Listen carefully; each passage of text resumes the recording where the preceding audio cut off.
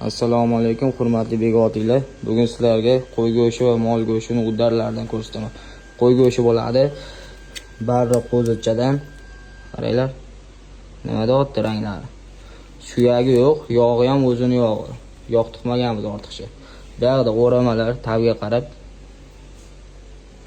Buni ham ichida dumba go'sht, adana kabob, ichida dumba, biqin fili, avashnoylar yeganlar biladi o'zi.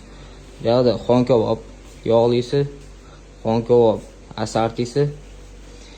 Endi mana mol go'shtiga keladigan bo'lsak, o'zimizni jaydar go'shtlardan xudo xolasa biqin filidan bo'lgan.